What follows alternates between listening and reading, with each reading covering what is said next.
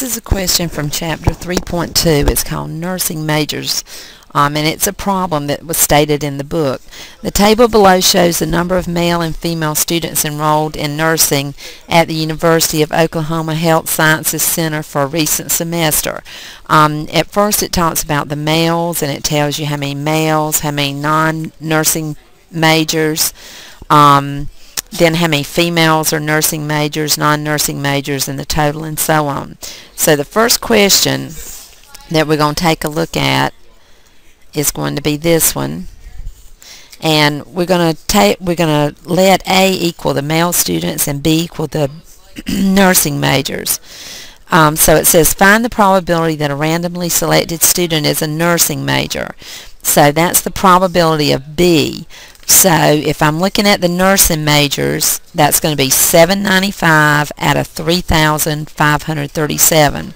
When it's one event, it's always going to be out of the complete total here. The second question, find the probability that a randomly selected male student is male. We're looking at the probability of A. So here again, we're going to use the number of males, which is 1,110 over the total number of students. Now remember, when it's always one event, you always use this total from over here. Now we're going to do one that is two events, and we're going to use a different total. It says find the probability that a randomly selected student is a nursing major given that the student is male. So first of all, the student had to be male. So we're going to be looking at this. This person is male, so they had to be male first of all. So here are your males. And then they had to be a nursing student. So when I look at this, there are 95 nursing students that are males. So 95 out of 110, which is a total. And you always stay on the same line when you're looking at the total when you have two events going on. So that's how the 95 is over 1,110. The next question says find the probability that a randomly selected student is a nursing major and, this is very important, and a male. So when you do, they've got to be both, you're going to multiply them. And means multiply.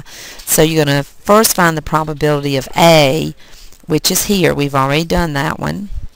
And then you're going to find the probability of B, given that A has already occurred, and we have that right here. So I'm going to multiply these two numbers, and that's going to give me this answer. And then the last question is about independent and dependent events. And so if I'm looking at this, for two events to be dependent, these two had to be equal. Independent, these two had to be equal. So they're dependent because if I look back and I see this is the answer for B, given that A has already happened, and the probability of B was the first question that we answered, which is up here, and those two things are not equal.